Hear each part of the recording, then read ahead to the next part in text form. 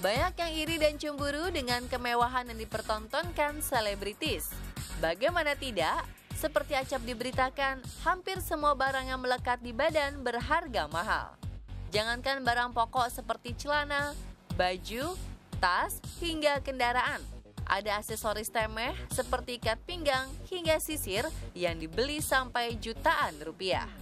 Itu belum dihitung dengan kemewahan berupa kediaman yang bak istana, sampai mobil build up yang berjajar di garasi rumah.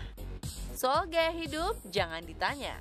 Sekali makan saja bisa menghabiskan ratusan bahkan jutaan rupiah.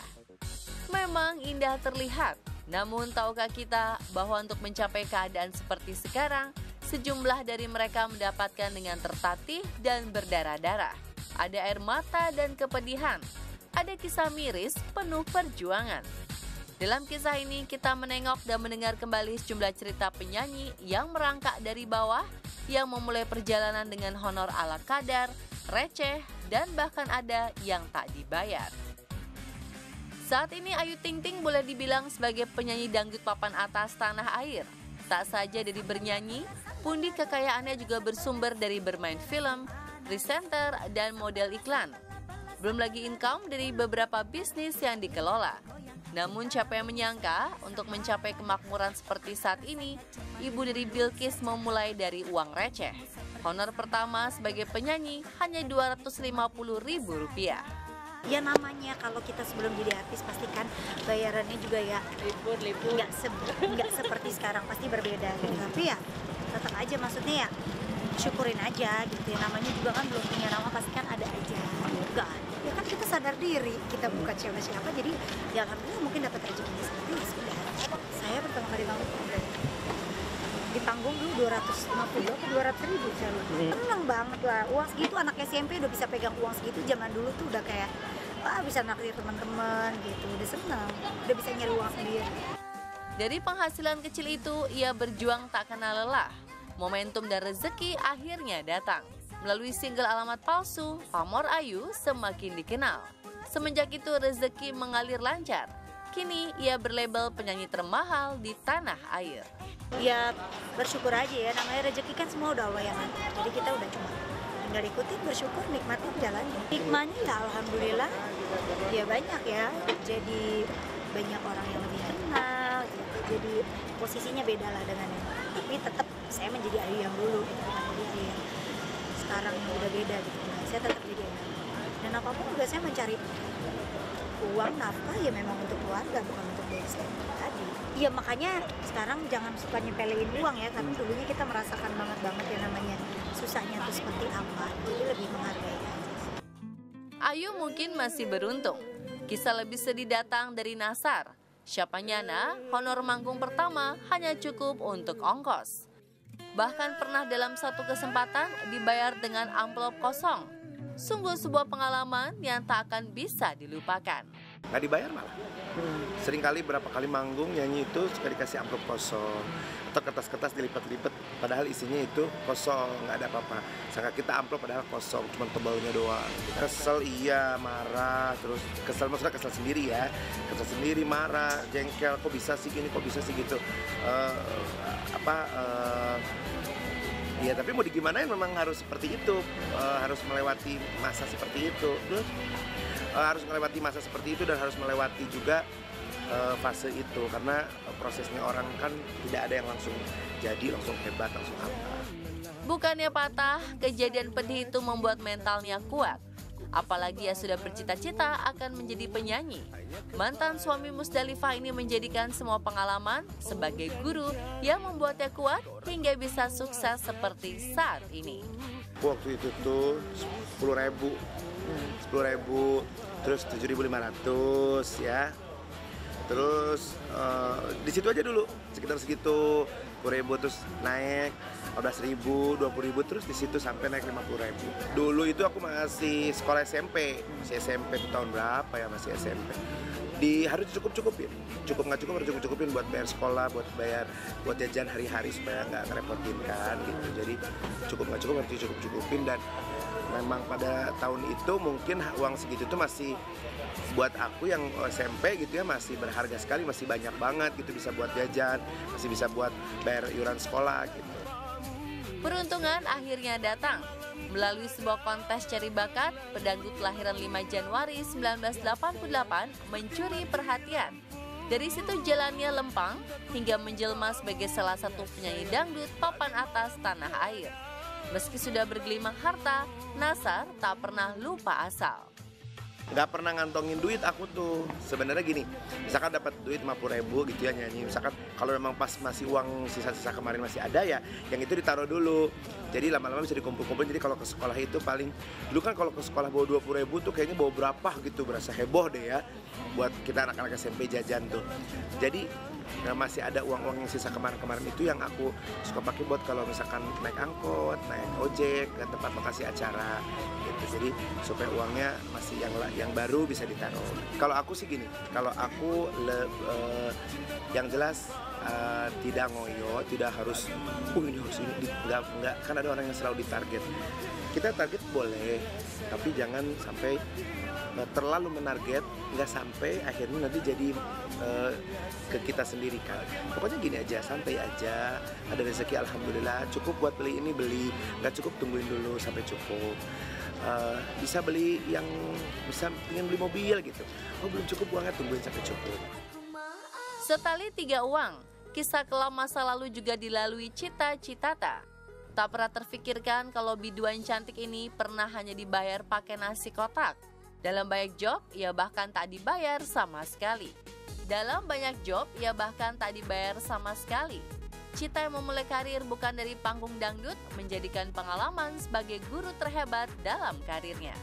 Karena awalnya aku tidak di dangdut panggung, sebelumnya aku nyanyi jazz, tapi itu juga sebetulnya pengorbanannya luar biasa.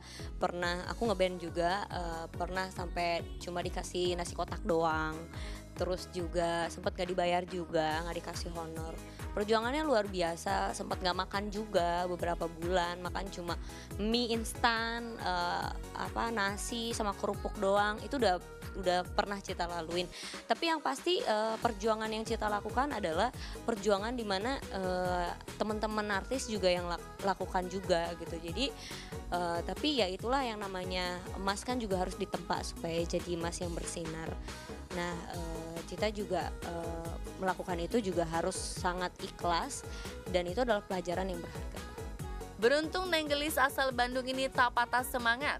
Selain memang sudah hobi, Cita juga didukung keluarga untuk mewujudkan mimpinya menjadi penyanyi. Cerita kelam akhirnya berakhir juga. Karena based on hobi ya, jadi kayak ya udah ikhlas aja gitu. Toh ngelakuinnya juga karena hobi. Nah makanya sebetulnya Cita adalah salah satu orang yang paling beruntung karena tidak separah perjuangan dari teman-teman penyanyi dangdut yang lainnya gitu. Cita satu-satunya yang beruntung punya dapat 1 lagu, 2 lagu, lalu maksudnya diterima, terus bisa jadi yang sekarang, ya sangat alhamdulillah. Lama banget mungkin dari sekolah kali ya, sampai akhirnya lulus sekolah, terus juga kerja sendiri, merantau ke Jakarta. Ya udah sepertinya perjuangan itu kayaknya indah kayaknya kalau menurut Cita diingat-ingat, supaya kita juga terus melihat ke bawah, bukan hanya lihat ke atas. Perjuangan rupanya tak berhenti. Setelah menjejak karir dan memfokuskan diri sebagai penyanyi, upahnya juga belum memuaskan. Dalam satu ketika, ia pernah bernyanyi sampai 20 lagu dengan bayaran hanya 150.000. Belum naik ojeknya ya. Belum naik ojek, belum makan, ya bersih-bersih jadi 100.000 ya kan. Tapi alhamdulillah hidup aja dulu gitu, disyukurin. Dan ya udah ya, gimana ya, bersyukurnya mungkin sekarang harus banyak berbagi aja sih. Di Bandung waktu itu di hotel, salah satu hotel. Terus biasanya memang seminggu sekali lah akustik gitu, memang di lobi hotel. Ya segituan lah gitu, bisa lebih dari mungkin 15 lagu atau 20 lagu. Jalan hidup berpihak. Melalui lagu Sakitnya Tuh di Sini, nama Cita Citata melejit. Semenjak itu karir dan penghasilannya melonjak tajam. Tak saja bisa menyenangkan diri sendiri, juga diperuntukkan untuk orang tua.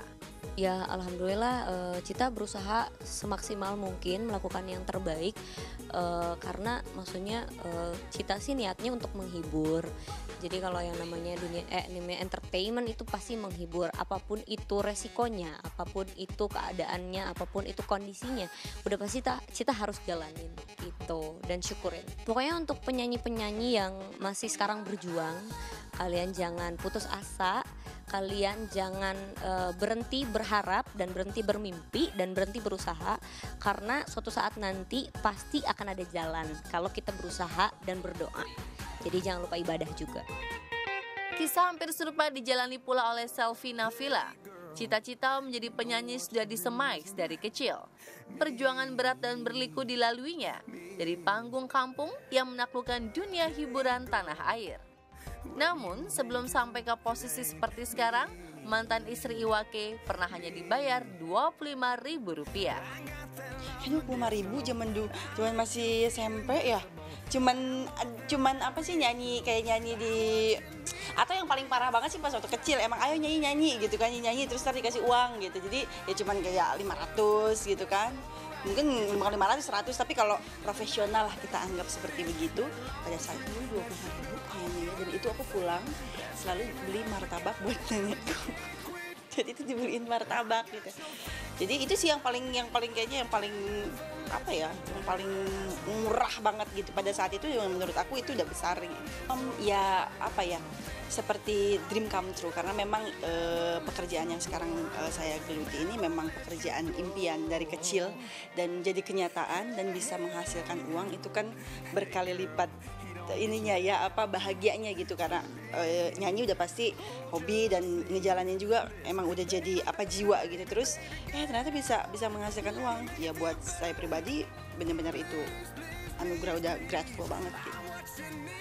Melalui kontes dangdut tahun 2004, nama Selvi mulai dikenal. Semakin mencor ketika dinikahi Iwa tahun 2007. Seturut dengan karir yang mulai bersinar. Dari hanya biduan kampung dengan upah pas-pasan, yang menjelma menjadi bintang panggung dengan honor jutaan rupiah. Kehidupan berubah, Selvi mampu membeli mobil dan rumah. Amazing ya, itu pas waktu dari ajang pencarian bakat itu ya. Berapa ya, pokoknya aku bisa punya rumah. Jadi yang paling ini banget tuh di tahun 2007, akhirnya setahun kemudian itu aku beli mobil baru ya, walaupun itu nyicil, aku masih inget nyicil itu selama 2 tahun. Bisa beli mobil sama aku beli rumah.